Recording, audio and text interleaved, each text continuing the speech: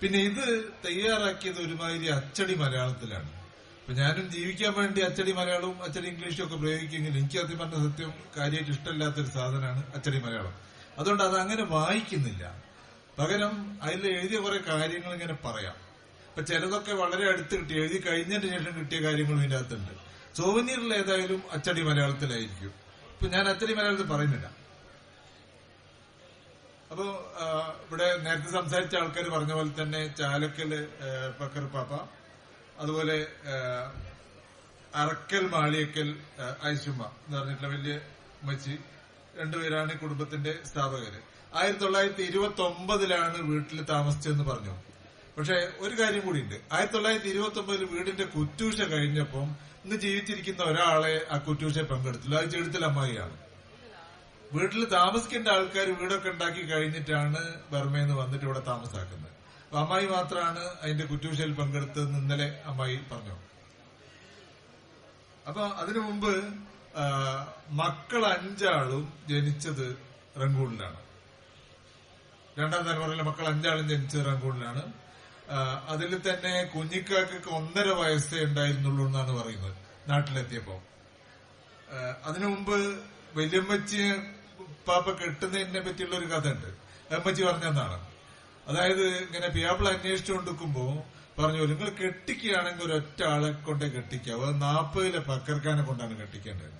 അപ്പൊ അങ്ങനെ അത്രയും വലിയ പ്രശസ്തനും പ്രമാണിയൊക്കെ ആയിരുന്നു അവിടെ. ബ്രിട്ടീഷ് ഭരണാധികാരികളൊക്കെ ആയിട്ട് വളരെ അടുത്ത ബന്ധം, അവിടെ തന്നെയുള്ള തദ്ദേശീയരായ ആൾക്കാരുമായിട്ട് അടുത്ത ബന്ധം, ഇങ്ങനെ ബന്ധങ്ങളുള്ള ആളായിരുന്നു പാപ്പ. അപ്പൊ പാപ്പ ധർമ്മിഷ്ഠനായിരുന്നു, എല്ലാരെയും കൈയയച്ച് സഹായിക്കുന്ന ആളാണെന്ന് പറഞ്ഞു. അത് അവിടെയും അങ്ങനെയായിരുന്നു, നാട്ടിൽ വന്നപ്പോഴും അങ്ങനെയായിരുന്നു. 5 മക്കളാണ്, പേരൊക്കെ പറഞ്ഞു. സൈനബ, മറിയക്കുട്ടി, കൈച്ചുമ്മ, ഫാത്തിമ, മുഹമ്മദ് കുഞ്ഞിന്ന, കുഞ്ഞിക്കാക്ക, ഈ 5 മക്കളായിരുന്നു ഉണ്ടായിരുന്നത്. പിന്നെ ചെടുത്തിലെ വല്യമ്മച്ചീന്റെ ആങ്ങളായിട്ടുള്ള ഇബ്രാഹിം ഖാൻ, വല്യക്കാക്ക എന്ന് വിളിക്കുന്ന ഇബ്രാഹിം ഖാൻ, അങ്ങനെ 6 പേരുടെ 6 ശാഖകളായിട്ടാണ് കുടുംബം വരുന്നത്. അപ്പോ ഇവര് നാട്ടിൽ വരുന്നതിനെ പറ്റിയും കഥയുണ്ട്. നാട്ടിൽ വരുന്ന സമയത്ത് ബർമീസ് ഡ്രസ്സാണ് ഇവരിട്ടിരുന്നത്. അതായത് പാവാട പോലത്തെ ഡ്രസ്സ്. അപ്പൊ ഇന്നത്തെ ബർമീസ് നേതാവ് ആങ് സൂം സൂക്കിന്റെ ഫോട്ടോ കണ്ടിട്ടില്ലേ പേപ്പറിൽ? അതേപോലെ അവര് ചില പരിപാടികളിലൊക്കെ പങ്കെടുക്കും, ഇട്ട ഡ്രസ്സ് ഇട്ടിട്ടാണ് സ്ത്രീകളൊക്കെ അവിടെ വന്നത്. അതിന്റെ തട്ടുണ്ടായിരുന്നില്ല എന്നുള്ള ഒരു വളരെ സ്ഫോടനാത്മകമായിട്ടുള്ള ഒരു വിവരവും കൂടി കിട്ടിയിട്ടുണ്ട്. സത്യമാണോ എന്നറിയില്ല, സത്യമായിരിക്കാൻ സാധ്യതയുണ്ട്. ആരും തട്ടിട്ടിട്ടില്ല എന്നുള്ളത്. അവർ സംസാരിച്ചത് ഹിന്ദുസ്ഥാനിയാണ്. ഹിന്ദുസ്ഥാനി ശരിക്കും പറഞ്ഞാൽ എഴുതുന്നത് ഉറുദു ലിപിയിലാണ്, ഹിന്ദുസ്ഥാനിയാണ്. അന്ന് ഉറുദുവും ഹിന്ദിയും 2 ഭാഷയായിട്ടില്ല, ഒരു ഭാഷയാണ് ഹിന്ദുസ്ഥാനി എന്ന് പൊതുവെ പറയുന്നത്. എഴുത്ത് ലിപി ഉറുദു ആണ്. അപ്പൊ അതാണ് അവര്, അത് 5 പേരും സംസാരിച്ചിരുന്നു. 3 ആള് ബർമയിൽ സ്കൂളിൽ പോയിട്ടുമുണ്ട്. അപ്പൊ അതുകൊണ്ട് ഉറുദു എഴുതാനും അറിയായിരുന്നു 3 ആള്. 4-മത്തെ ആള് പിന്നെ നെടിയാർമത്തെ മാമയും കുഞ്ഞിക്കാക്കയും അവിടെ സ്കൂളിൽ പോയിട്ടില്ല എന്നാണ് പറയുന്നത്. ആദ്യത്തെ 3 ആളും സ്കൂളിൽ പോയിട്ടുണ്ട്. അപ്പൊ അവർക്ക് അറിയാം. മാത്രമല്ല ഇവിടെ വന്നതിന് ശേഷം കുറെ കാലം 2 ഉറുദു മാസികകൾ വീട്ടിൽ വന്നിട്ടുണ്ട് പറയുന്നുണ്ട്. ഉമ്മച്ചി പറഞ്ഞു കേട്ടിട്ടുണ്ട്. പൂൽ ഗഞ്ച് എന്ന് പറഞ്ഞിട്ടുള്ള 2 മാസികകള് വീട്ടിൽ വരുത്തി എന്ന് പറയുന്നുണ്ട്. അപ്പൊ മാത്രമല്ല ഞാൻ തന്നെ കേട്ടിട്ടുണ്ട് ചെറുപ്പത്തില്, നമുക്ക് മനസ്സിലാൻ പാടില്ലാത്ത എന്തേ പറയുമ്പോ ഉറുദുലേ പറയുള്ളൂ. അപ്പൊ അങ്ങനെ ദേക്കോ അങ്ങനെ എങ്ങനെ എന്നൊക്കെ പറഞ്ഞിട്ട് ഭർത്താൻ പറയുമ്പോ നമുക്ക് ഒരു സാധനം പിടിയിട്ടില്ല. ഇവര് പറയണ്ടൊക്കെ പറയും. നമ്മൾ കേൾക്കണ്ടെന്നുണ്ടെങ്കിൽ അപ്പം ഉറുദു. കഷ്ടകാലത്തിന് നമ്മളാരെയും പഠിപ്പിച്ചില്ല. നമ്മളെന്നല്ല, നമ്മൾ തൊട്ടു മുമ്പുള്ള 3-ാം തലമുറക്കാരെയും ആരെയും ഹിന്ദുസ്ഥാനി പഠിപ്പിച്ചില്ല. അതുകൊണ്ട് ഹിന്ദുസ്ഥാനി ഏതാണ്ട് കുടുംബത്തിൽ വേരറ്റുപോയി എന്ന് വേണം പറയാം. അത് പിന്നെ കുറച്ച് എന്നെ പോലുള്ള കുറെ ആൾക്കാർ, അതുപോലെ എന്നെ തൊട്ട് താഴെയുള്ള തലമുറയിലെ ആൾക്കാരൊക്കെ പുറത്തു പോയിട്ട് ജീവിക്കാൻ വേണ്ടിയിട്ട് ഹിന്ദിയും ഉറുദു ഒക്കെ പഠിച്ചെന്ന് മാത്രമേ ഉള്ളൂ. അപ്പൊ അങ്ങനെ പഠിച്ചിട്ട് ഇവരോടുള്ള ഒരു ദേഷ്യം തീർക്കാനെന്ന് പറഞ്ഞപ്പോ ഞാനൊക്കെ ഉറുദു ഹിന്ദു എവിടെ കേട്ടാലും മനസ്സിലാവും, ആരെക്കാൾ നന്നായിട്ട് സംസാരിക്കുകയും ചെയ്യും. അപ്പൊ അത് ഒരു കണക്കിന് മേലെടുത്ത ആ പഴയ പാരമ്പര്യത്തിന്റെ വീണ്ടെടുപ്പാണ്, അങ്ങനെയാണ് പറയാം. മാത്രമല്ല വല്യമ്മച്ചിന്റെ കുടുംബത്തിന് ഒരു ചരിത്രമുണ്ട്. വല്യമ്മച്ചിന്റെ കുടുംബം ഇന്ത്യയിലെ പല ഭാഗങ്ങളിലും താമസിച്ചിട്ടുണ്ട്. ബോംബെയിൽ, ഹൈദരാബാദിലൊക്കെ താമസിച്ചിട്ടുണ്ട്. അവര് കൊച്ചിക്കാരാണെങ്കിലും അടിസ്ഥാനപരമായിട്ട് തലശ്ശേരിക്കാരാണെന്നാണ് പറയുന്നത്. തലശ്ശേരിയിലാണ് അറക്കൽ മാളിയക്കൽ കുടുംബത്തിന്റെ വേരുകൾ എന്നാണ് പറയുന്നത്. അപ്പോ മാത്രമല്ല ഈ ഹിന്ദി ഉറുദു ഹിന്ദുസ്ഥാനിയൊക്കെ ആയിട്ട് ബന്ധപ്പെട്ടിട്ട് പറയാനുള്ള മറ്റൊരു കാര്യം ഗ്രാംഫോണാണ്. ഇപ്പൊ മേലെടുത്ത് ഗ്രാംഫോൺ കണ്ടിട്ടുള്ള ഒരുപാട് ആൾക്കാർ ഇന്ന് ജീവിച്ചിരിപ്പുണ്ട്. മൂന്നാം തലമുറയിൽ ഒരുപാട് ആൾക്കാർ കണ്ടിട്ടുണ്ട്. അപ്പൊ അന്ന് ഹിന്ദിയിലെ വലിയ പാട്ടുകാർ ആണും പെണ്ണുമായിട്ടുള്ള പാട്ടുകാർ, നൂർജഹാൻ, സുരയ്യ, ഷംഷാദ് ബീഗം, പിന്നീട് റഫീലുള്ള കാലത്ത് ഗ്രാമഫോൺ ഉണ്ടോന്ന് അറിയില്ല, ആദ്യകാലത്ത് സൈകൾ, കുന്ദൻലാൽ സൈകൾ എന്നൊക്കെ പറഞ്ഞ വലിയ പാട്ടുകാരുടെ പാട്ടുകൾ ഇവിടെ ഉണ്ട്. അത് ഉമ്മച്ചിക്കൊക്കെ കേട്ടാൽ പെട്ടെന്ന് തിരിച്ചറിയായിരുന്നു. എനിക്ക് ഓർമ്മയുണ്ട്, ഞങ്ങൾ വീട്ടില് ഗ്രാമഫോൺ കുറെ കാലം കഴിഞ്ഞ് വാങ്ങിയപ്പം ആ പാട്ടുകളൊക്കെ തിരിച്ചറിയും. മാത്രമല്ല കഥാപ്രസംഗങ്ങൾ, മലയാളത്തിൽ തന്നെയുള്ള കഥാപ്രസംഗങ്ങളൊക്കെ ഈ ഗ്രാമഫോണിൽ കേട്ടിട്ടുണ്ട്. ഗ്രാമഫോൺ റെക്കോർഡുകൾ ഉണ്ടായിരുന്നു, മൂസക്കൊക്കെ പറഞ്ഞു കേട്ടിട്ടുണ്ട്. ഈ 6 ശാഖകളിലായിട്ട് 42 മക്കളാണ് ഉണ്ടായിരുന്നത്, 42 കുട്ടികളാണ് ഉണ്ടായിരുന്നത്. അപ്പൊ മറ്റ് അവരുടെ കല്യാണം കഴിച്ചവരുടെ പേരുകളും മറ്റ് കാര്യങ്ങളൊക്കെ ഇവിടെ എല്ലാവർക്കും അറിയാം. മൂത്ത മുളങ്കരിയിലെ മാമ കല്യാണം കഴിച്ചത് മൊയ്തീൻ കോയ എന്ന ആളെയാണ് പാപ്പ. രണ്ടാമത്തത് എന്റെ ഉമ്മച്ചീനെ കല്യാണം കഴിച്ചത് ചോയ്ക്കുന്നത്ത് മമ്മുവാജി. മൂന്നാമത്തെ കുഞ്ഞിലെ മാമ കഴിച്ചുമേ കല്യാണം കഴിച്ച പുളിയത്തങ്കണ്ടി ഒന്നക്കോയ പാപ്പ, കുഞ്ഞിലെ പാപ്പ. നാലാമത്തെ നെടിയാർമത്തെ മാമയെ കല്യാണം കഴിച്ചത് തായപ്പിടിയ മോയിൻകുട്ടി എന്ന് പറഞ്ഞ നെടിയാർമത്തെ പാപ്പ. കുഞ്ഞിക്കാക്ക കല്യാണം കഴിച്ച് അമ്മായി പുതിയ പുരക്കൽ പാത്തുട്ടി, മാഹി സ്വദേശിനിയായിട്ടുള്ള പുതിയ പാത്തുട്ടി. അപ്പൊ ആ പ്രായത്തിലുള്ളവരിൽ നിന്ന് നേരത്തെ പറഞ്ഞ പോലെ തന്നെ 2 പേരെ ഇന്ന് ജീവിച്ചിട്ടുള്ളൂ. ഒന്ന് എന്റെ ഉമ്മച്ചി മേലെടുത്ത് മറിയക്കുട്ടി, 2 ചെടുത്തിലമ്മായി കതീശമ്മ. അപ്പൊ അമ്മായിന്റെ വയസ്സിനെ പറ്റി ഏതാണ്ട് കൃത്യമായിട്ട് ഇപ്പോഴാണ് ധാരണ വരുന്നത്. അമ്മായിയും ഉമ്മച്ചിയും തമ്മിൽ 1 വയസ്സിന്റെ വ്യത്യാസമുള്ളൂ. ഉമ്മച്ചിക്ക് 96, അമ്മായിക്ക് 95. വളരെ കുറഞ്ഞ പ്രായ വ്യത്യാസം മാത്രമേ ഉള്ളൂ. അപ്പൊ ഈ 42 പേരാണ് അടുത്ത മൂന്നാമത്തെ തലമുറയിലുണ്ടായിരുന്നത്. അത് എല്ലാവരും കൂടി ചേർത്തിട്ട് ഇന്നിപ്പം മേലെടുത്ത കുടുംബത്തിലൊരു 500-ന് താഴെ അംഗങ്ങളാണ്. 453 മറ്റൊരു സംഖ്യ പറഞ്ഞു, ശരിയായിരിക്കണം. അപ്പൊ ഈ അംഗങ്ങളില്, ഈ 500-ന് താഴെയുള്ള അംഗങ്ങളില് ഇന്ന് കേരളീയ സമൂഹത്തിൽ കാണുന്ന എല്ലാ വൈവിധ്യങ്ങളും കാണുന്നുണ്ട്. അവർ എടുക്കുന്ന തൊഴില്, കൃഷി, വ്യവസായം, രാഷ്ട്രീയ സാംസ്കാരിക പ്രവർത്തനം, IT, ആധുനിക വൈദ്യശാസ്ത്രം, എഞ്ചിനീയറിംഗിന്റെ പല മേഖലകൾ, ഒരു മേഖലയല്ല പല മേഖലകൾ, ടൂറിസം, സർക്കാർ ഭരണ നിർവഹണം, ഹോട്ടൽ വ്യവസായം, ഇങ്ങനെ മേലെടുത്ത് കുടുംബത്തിന്റെ അംഗങ്ങൾ ചെയ്യാത്ത തൊഴിലില്ല എന്ന് പറയാം. മാത്രമല്ല അവര് ഇവിടെ മാത്രമല്ല, അത്തോളി പഞ്ചായത്തിന്റെ അതിർത്തിക്കുള്ളിൽ ഒതുങ്ങി നിൽക്കുന്നതല്ല ഇന്ന് മേലെടുത്ത കുടുംബം. അത് കേരളം മുഴുവൻ പരന്നു കിടക്കുന്നു. കേരളത്തിന് പുറത്ത്, ഇന്ത്യയുടെ പല ഭാഗങ്ങളിൽ, ഇന്ത്യക്ക് പുറത്ത്, ഗൾഫിലും അമേരിക്കയിലും ബ്രിട്ടനിലും ഒക്കെ ഇന്ന് മേലെടുത്ത് വരുന്നുണ്ട്. അപ്പൊ മേലെടുത്ത് കുടുംബത്തിനെ പറ്റി പറയാനുള്ള ഒരു കാര്യം പലരും സൂചിപ്പിച്ചു കഴിഞ്ഞു. ചരിത്രത്തിൽ ഞാൻ എഴുതി വെച്ചിട്ടുണ്ട് എന്നുള്ളതുകൊണ്ട് മാത്രം പറയാണ്. എന്നും വളരെ പുരോഗമന ചിന്ത പുലർത്തിയിരുന്ന ആൾക്കാരായിരുന്നു മേലെടുത്ത് കുടുംബക്കാർ. അപ്പോ മനുഷ്യ സ്നേഹം എന്ന പോലെ തന്നെ പുരോഗമന ചിന്തയും പ്രധാനമാണ്. നമ്മൾ മുന്നോട്ടാണല്ലോ പോകേണ്ടത്, പിന്നോട്ടല്ല പോകേണ്ടത്. അപ്പൊ അക്കാര്യത്തെ പറ്റി ഇന്നലെ പോലും ചെടുത്തലമായി പറഞ്ഞിരുന്നു. പണ്ടത്തെ മതപരമായ അനുഷ്ഠാനങ്ങളും ഇന്ന് വന്നിട്ടുള്ള മാറ്റങ്ങളൊക്കെ പറ്റി ചെടുത്തലമായി പോലുള്ള ആൾക്കാർക്ക് പോലും കൃത്യമായിട്ടുള്ള ധാരണയുണ്ട്. അപ്പൊ ആദ്യ തലമുറയിലെ, 2ാമത്തെ തലമുറയിലെ സ്ത്രീകള് അന്നുള്ള പലരെക്കാളും വിദ്യാഭ്യാസം കിട്ടിയവരായിരുന്നു. പ്രൈമറി തലത്തിൽ വരെ തീരുന്നവരെ പഠിച്ചവരാണ്. എന്റെ ഉമ്മച്ചിയും നെടിയാർമത്തമ്മാമയും കുഞ്ഞീലമ്മാമയും മുളങ്കുരി മാമയും ഒക്കെ തന്നെ. കുഞ്ചിക്കാക്ക കുറെ കൂടി ഉയർന്ന് പഠിച്ചിട്ടുമുണ്ട്. അപ്പൊ ഈ പഠിപ്പിന്റെ മാത്രമല്ല, എഴുത്തിനോടും വായനയോടുള്ള താല്പര്യവും മേലെടുത്ത കുടുംബത്തിലെ സ്ത്രീകൾക്ക് വളരെ കൂടുതലാണ്. അതിന്റെ ഏറ്റവും വലിയ തെളിവാണ് നെടിയാർമത്തമ്മാമ എഴുതിയ കവിത. ആത്മഗീതം എന്ന് പറഞ്ഞൊരു കവിത നെടിയാർമത്തമ്മാമ എഴുതിയിട്ടുണ്ട്.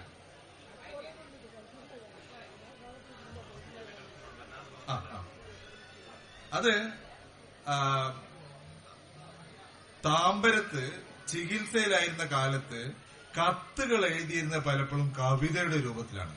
ആലോചിക്കണം, 5ാം ക്ലാസ് വരെ പഠിച്ച ഒരാളാണ് ഇത് എഴുതുന്നത്, കവിത. അന്നത്തെ കാവ്യഭാഷ, ചങ്ങമ്പുഴയൊക്കെ എഴുതി കഴിഞ്ഞ ആ ചങ്ങമ്പുഴയ്ക്കുള്ള ശേഷമുള്ള ഒരു കാവ്യഭാഷയിലാണ് കവിതയൊക്കെ എഴുതുന്നത്. അപ്പൊ ആ കവിത ഞാൻ ചെറുതായിട്ട് വായിക്കാം, കുറച്ച് വായിക്കാം. ആ കവിത ഫേസ്ബുക്കിൽ ഇട്ടപ്പോ 400ഓളം ആൾക്കാരാണ് അത് ലൈക്ക് ചെയ്തത്. മാത്രമല്ല ഒരു 10-100 കമന്റുകളും. വലിയ വലിയ ആൾക്കാർ, ഇപ്പൊ മലയാളത്തിലെ വലിയ വലിയ എഴുത്തുകാരൊക്കെയാണ് ഈ കവിതയെ പറ്റിയിട്ട് പറഞ്ഞിട്ടുള്ളത്. അപ്പൊ ആ കവിത ഞാൻ കുറച്ച് വായിക്കാം. ഇത് ഈ ചരിത്രം ചെറുതായിട്ട് വായിച്ചതിന് ശേഷം പറയാം. മാത്രമല്ല പിന്നെ ഓർക്കാനുള്ളത് മുളങ്കരി ഇമാമയെ പറ്റിയാണ്. മുളന്തിരി മാമ ഞാൻ പറഞ്ഞു കേട്ടത് മരിക്കുന്നതിന്റെ കുറച്ചു കാലം മുമ്പ് വരെ നല്ല വായനയായിരുന്നു. വായിക്കാനുള്ള പുസ്തകത്തിന് വേണ്ടി കുട്ടികളോട് അടികൂടും, പേരക്കുട്ടികളോടും പേരക്കുട്ടികളുടെ മക്കളോടും ഒക്കെ അടികൂടും. ബാലരമയൊക്കെ വന്നാൽ ഉമ്മാമയാണ് ചാടിപ്പോയിട്ട് അത് കൊണ്ട് എടുക്കുക. ഉമ്മാമ വായിച്ചു കഴിഞ്ഞതിന്റെ ശേഷമാണ് ബാക്കിയുള്ള ആൾക്കാർക്ക് വായിക്കാൻ കിട്ടുക. അപ്പൊ അത്രക്ക് വായനയോടൊരു ലഹരി എന്ന് തന്നെ ഉണ്ടായിരുന്ന ആളായിരുന്നു മാമ. അതുപോലെ തന്നെ എന്റെ അമ്മച്ചിയും കണ്ണു കാണുന്ന കാലത്ത്, കണ്ണു കാണാതാകുന്ന വരെ നല്ല വായനയായിരുന്നു. കിട്ടിയ സാധനങ്ങളൊക്കെ വായിക്കുകയായിരുന്നു.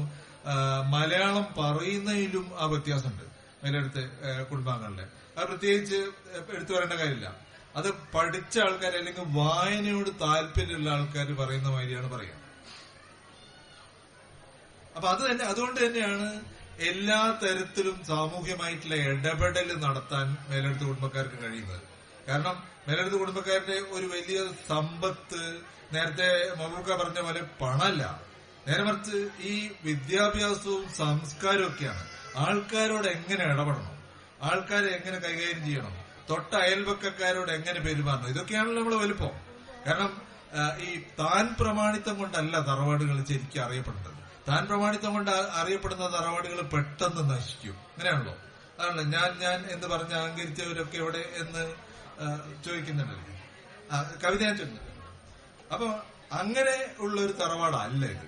ആ തറവാട്ടിലെ ഈ തലമുറയിലെയും കഴിഞ്ഞ തലമുറയിലെയും ഒക്കെ അംഗങ്ങൾ അറിയപ്പെടുന്നത് ജനങ്ങളോടുള്ള ഇടപെടലിന്റെ പേരിലാണ്. അതിന്റെ പേരിലാണ് ഇന്നും അറിയപ്പെടുന്നത്. ഈ തലമുറയിൽ തന്നെ രാഷ്ട്രീയ സാമൂഹിക രംഗങ്ങളിലൊക്കെ പ്രവർത്തിക്കുന്ന ആൾക്കാർ അങ്ങനെയാണ് അറിയപ്പെടുന്നത്. ഇപ്പൊ എന്നോട് ചോദിച്ചാൽ മേലെടുത്ത കുടുംബാംഗമാണെന്ന് പറഞ്ഞാൽ ഇതുകൊണ്ടേ അറിയപ്പെടുമെന്ന് ഞാൻ ആഗ്രഹിക്കുന്നുള്ളൂ. അല്ലാതെ ഈ ഒരു വലിയ തറവാട്ടിൽ ജനിച്ചുപോയി എന്നുള്ളതുകൊണ്ട് അറിയപ്പെടാൻ ഞാനും ആഗ്രഹിക്കുന്നില്ല. അങ്ങനെയാണെങ്കിൽ അറിയപ്പെടാൻ ആഗ്രഹിക്കുന്നുണ്ടെങ്കിൽ ഞാൻ എന്തെങ്കിലും നല്ലത് ചെയ്തിട്ടുണ്ടെങ്കിൽ അത് ശരി, ഇവ മേലെടുത്തുള്ളതാണ്, അതുകൊണ്ടാണ് അങ്ങനെ ചെയ്തതെന്ന് പറയുകയാണ് നല്ലത്. അല്ലാതെ മേലെടുത്ത് ജനിച്ചുപോയി എന്നുള്ളതുകൊണ്ട് മാത്രം അറിയപ്പെടണം എന്ന് ഞാനും ആഗ്രഹിക്കുന്നില്ല. മഹബൂബ് നേരത്തെ പറഞ്ഞ പോലെ തന്നെയാണ് കാര്യം. അപ്പൊ അങ്ങനെ ഉള്ള ഒരു വലിയ കുടുംബമാണ് ഇത്. എല്ലാ അർത്ഥത്തിലും വലിയൊരു കുടുംബമാണ്. അപ്പൊ ഈ കുടുംബത്തിന് ഇനി ജീവിതം കാലം ഉള്ളിടത്തോളം, ഇവിടെ മനുഷ്യരും സംസ്കാരവും ഒക്കെ ഉള്ളിടത്തോളം കാലം ഈ കുടുംബവും അതിന്റെ പേരും നിലനിൽക്കും എന്ന് നമുക്ക് ആഗ്രഹിക്കാം. കാരണം അങ്ങനെ ആഗ്രഹിക്കുന്നതിൽ തെറ്റൊന്നുമില്ല. കാരണം ഇത് ഈ കുടുംബാംഗങ്ങൾ ഇനിയും നിരന്തരം സമൂഹത്തിൽ ഇടപെടലുകൾ നടത്തുമ്പോഴാണ് ഈ കുടുംബത്തിന്റെ ആയുസ്സും വർദ്ധിക്കുന്നത്. കുടുംബത്തിലെ വ്യക്തികളുടെ ആയുസ്സല്ല, കുടുംബത്തിന്റെ തന്നെ ആയുസ്, കുടുംബത്തിന്റെ നിലനിൽപ്പ് തന്നെ ഉണ്ടാകുന്നത് അങ്ങനെയുള്ള ഇടപെടലുകളിൽ നിന്നാണ്. അപ്പൊ അങ്ങനെ ഒരു കാലം ഉണ്ടാവട്ടെ എന്ന് നമുക്ക് ആഗ്രഹിക്കാം. കവിത കുറച്ച് ഞാൻ വായിക്കാം, മുഴുവൻ വായിക്കുന്നില്ല.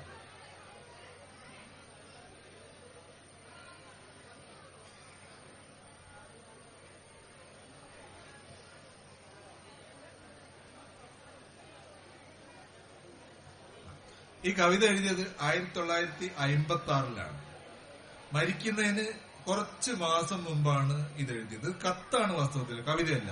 കവിതയെ പോലെ ഉണ്ട് എന്നേ ഉള്ളൂ. ഇത് കണ്ടെടുത്തത് കമ്മളിയുള്ള കുറെ പഴയ കടലാസുകളുടെ കൂട്ടത്തിൽ നിന്ന് കിട്ടിയാണ്. അങ്ങനെ അത് ബഷീർ ഖാൻ ഏൽപ്പിക്കുകയും ബഷീർ ഖാൻ എനിക്ക് തരികയും അത് സ്കാൻ ചെയ്തിട്ട് അതിന്റെ വരികൾ പിന്നീട് എഴുതിയെടുപ്പിക്കുകയും അത് ഫേസ്ബുക്കിലിടുകയാണ് ചെയ്തത്.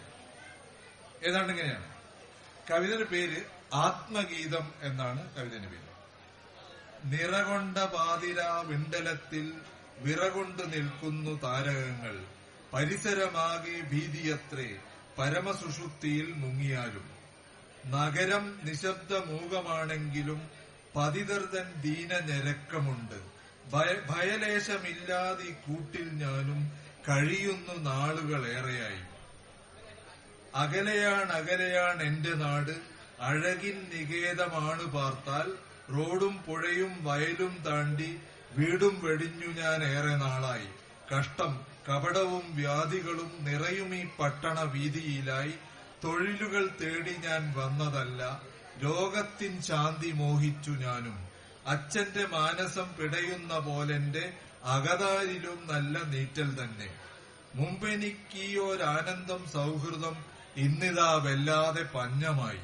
കൊടുംവെയിൽ കൊണ്ട് പകൽ മുഴുക്കെ തടി തളർന്നപ്പോൾ ഞാൻ ഓർത്തുപോയി, പോയ നാളിൽ കൊതി കൊണ്ട് കുളിരിളം തെന്നലിനായി മാത്രം. അവഗണിക്കപ്പെടാമെങ്കിലും എൻ ആശകൾക്കൊന്നും ഒരറ്റമില്ല. അതുമാത്രമല്ല, മതി എനിക്കിവിടം എന്ന് ഞാൻ സുഖമായി തിരിച്ചുപോകും. ഇരുളുന്നു വാദങ്ങൾ എങ്ങു നിന്നോ, കരിമേഘപ്പാളി വലിഞ്ഞുകേറി കാറ്റായി മഴയായി ഘോരമയ്യോ പാരിടമാകെ ഇരുണ്ടതായി. കരയുവാൻ തോന്നി എനിക്ക്, പക്ഷേ മിഴികളിലെൻ കണ്ണീരടിഞ്ഞുപോയി. നിനവൊക്കെ നിർത്തി ഞാൻ ഹൃദയത്തിൽ വിലയനം ചെയ്തു വരാന്ത പോകി. ഇവിടെ കാണാവും കൂട്ടുകാരൊത്തു ഞാൻ സന്താപം സങ്കടമൊക്കെ ഓതി. തീർത്തു ഞാൻ വീണ്ടും ഈ ബസ്സിലെത്തി. എന്നിട്ടീ ലേഖനം തീർത്തുകൊണ്ട് ആശ്വാസമോടങ്ങ് അയച്ചിടുന്നു. കഷ്ടം നിരൂപിക്കിൽ ഇവളുടെ ജീവിതം ഘോര നരകം സമാനം കൂട്ടരെ. ആണ് കവിത. അപ്പൊ അതിൽ അവസാനത്തെ വരി എടുത്തിട്ടാണ് ഒരുപാട് ആൾക്കാർ പറഞ്ഞത് ഇത് മൊത്തം സ്ത്രീകളുടെ അവസ്ഥ, രോഗികളുടെ മാത്രമല്ല മൊത്തം സ്ത്രീകളുടെ അവസ്ഥയും കൂടി ഈ കവിതയിൽ ഉണ്ടെന്നൊക്കെ പലരും പറഞ്ഞത് ഈ അവസാനത്തെ